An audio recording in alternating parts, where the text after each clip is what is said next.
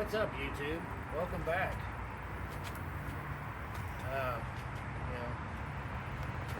If you haven't watched the other videos, my project cars are now in the garage because there's some cocksucker who wanted to buy them, but I wouldn't sell them, so he called the city on me.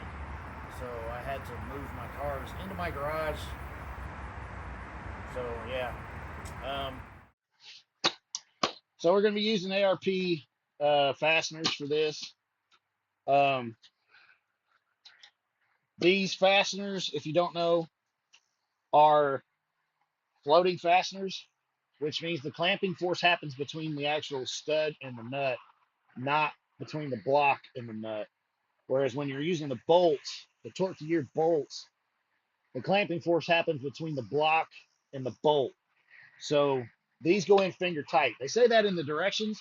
They don't really tell you what the fuck that means because things will tell you to do finger tight stuff and then go back later and torque it down.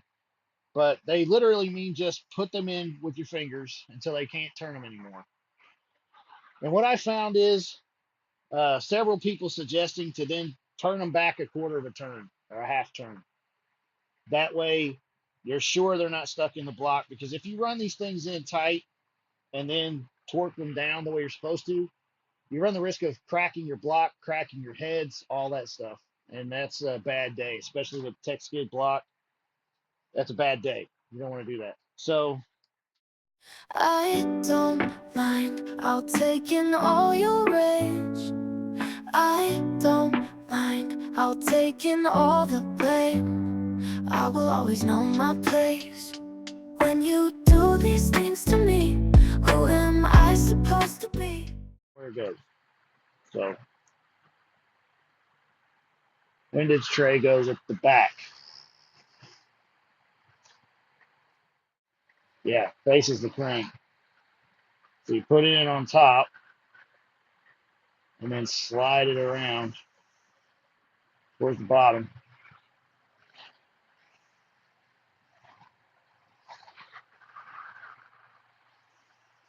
And then move the crank forward.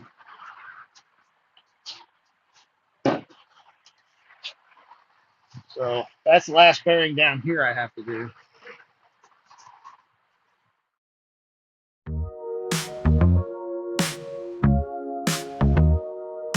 Woke up in the dark, heart heavy with scars, dreams out of reach, lost in this cold speech.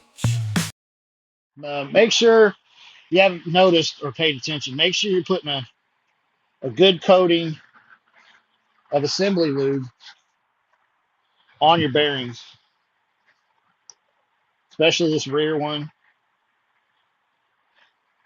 You got to do it on both flanges. It's flange. Do it on both flanges.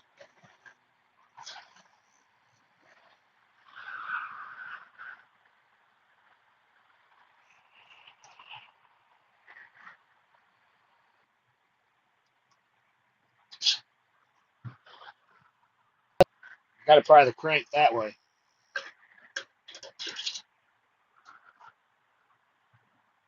There we go.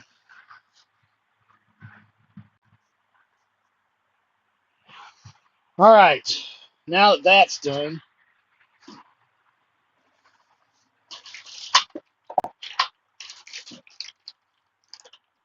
I need the nuts.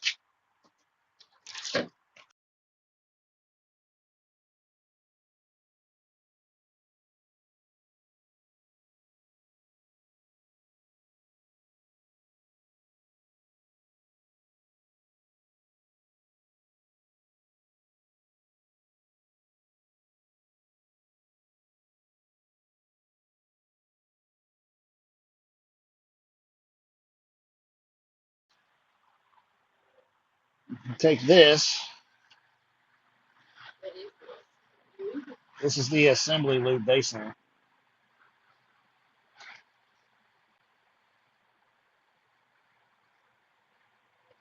The glob of it. That.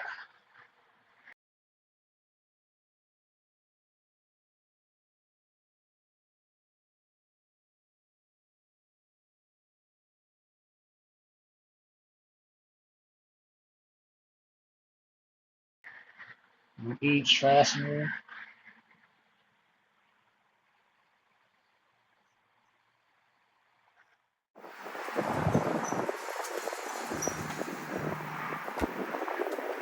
Gotta get a screwdriver or something. Press forward on the crank. Just snug up a few of the bolt heads, a few of the nuts.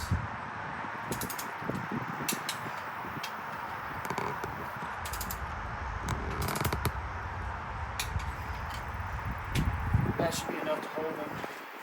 And once you're done tightening them all down,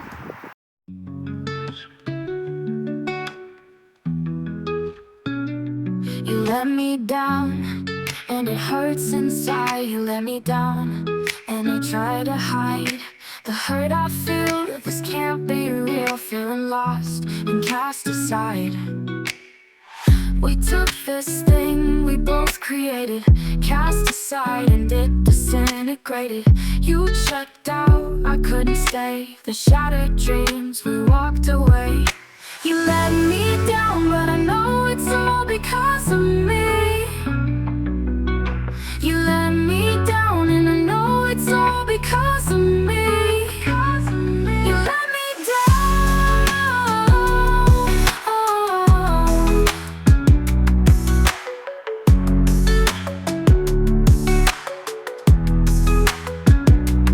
Memories fade like a distant star. Promises burning bright, leaving scars. How did we even get this far? With all emotions sitting in a jar, bottled up till we can't make sense of it all.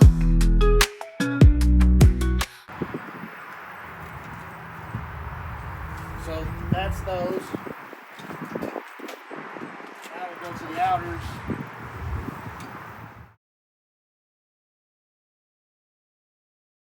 I started torquing in the jack bolts, and then once I got done, I tried to spin the crank and it wouldn't spin. Like, it was really, really difficult to spin. It was binding up.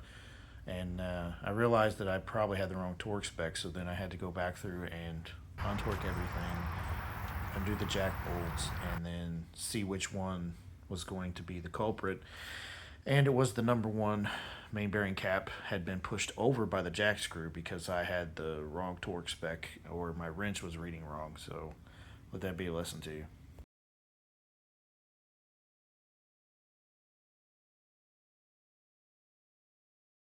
Come back. Let that be a lesson to you. Always, after you tighten stuff up, try to spin your crank. If you can't spin it freely by hand like I'm doing, which you probably can't by hand, it still, I think, feels a little tight, but I can grab it and spin it freely with my hand. Be able to. If I had a wrench on here, I could spin it real fast, but that's crucial. Crucial. So we're gonna cut it here, take a break. I'll come back with the proper tools. It'll be a quick jump for you guys, but it's probably gonna be about an hour for us. So we'll see you when we get back.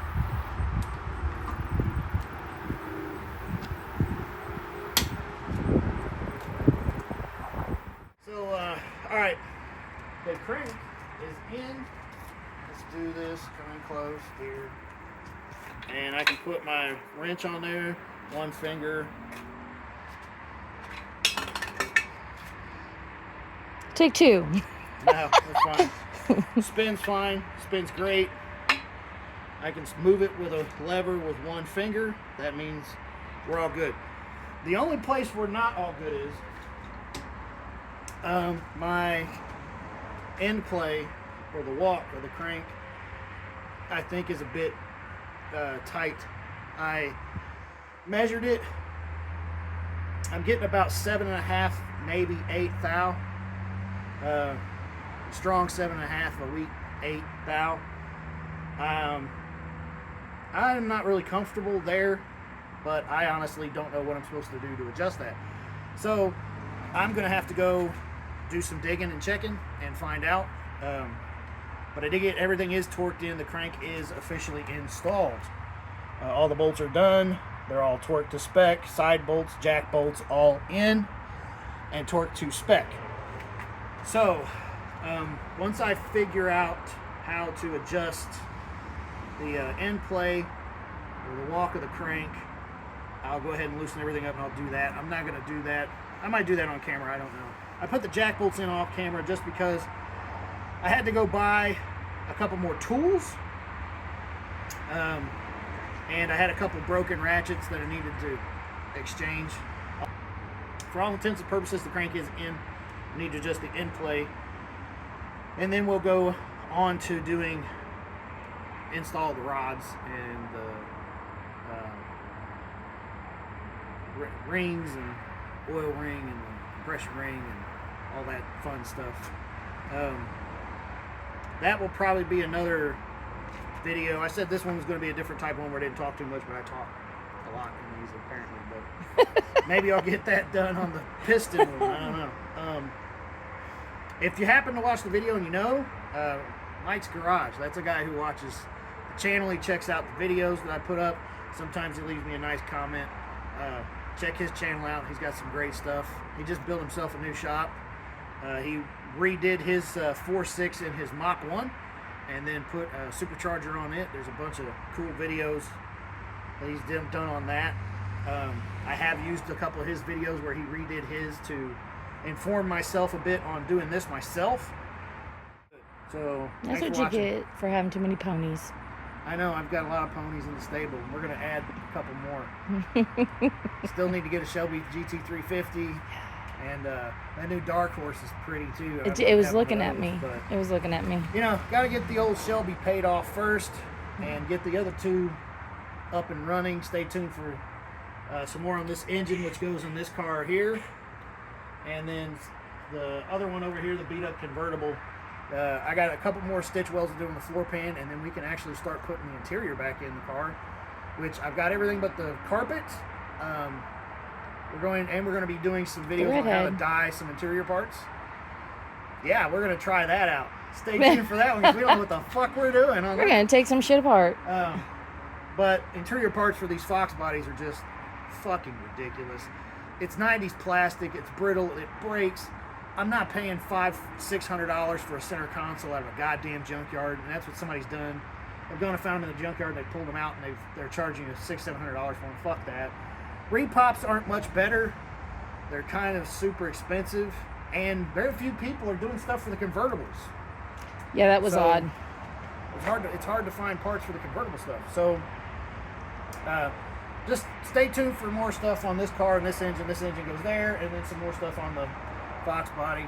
Once we get the interior done on the Fox body, we got plenty of content coming for it. We're going to be putting a top on, replacing the windshield, putting the interior in, replacing the windshield, doing the top, and then I'm pulling the small block 302 out of there and doing a rebuild and a cheap budget hop-up on the engine to make it sort of a Cobra engine. So stay tuned for that. And that's going to probably do it for this video. So